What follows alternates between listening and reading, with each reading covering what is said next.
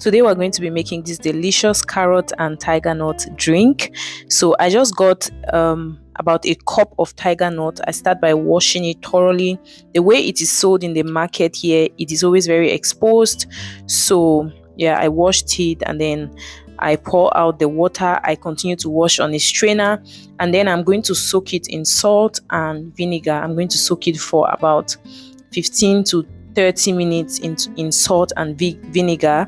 And while I soak it, I am going to wash my carrot thoroughly. You can see that I got freshly harvested carrots from the market, and so it still has a lot of dirt and sand and mud and everything. So I'm going to wash it and then I'm going to scrape it. I'm going to take out the back part of the carrot, and then I am going to blend everything together, and then I'm going to use my cloth to strain it, and we are going to have our carrot and tiger nut drink. I am going to add in 2 tablespoons of milk, whatever milk of your choice.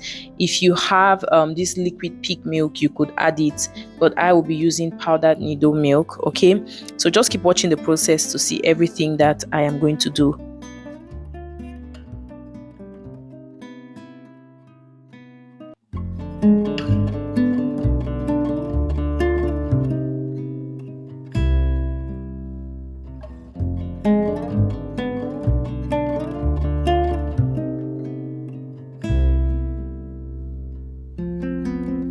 So I've just gone ahead to add my carrots and my tiger nut. As you could have seen, I chopped the carrot into small sizes so that it could easily blend.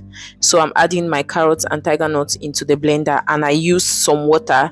So for your water measurement, you just want to make sure that the quantity of carrots and tiger nut you put your water to that same level. Okay, you put your water to that same level, and then you blend a good number of times. Now I'm going to use my cloth to strain out the milk or the juice from the chaff.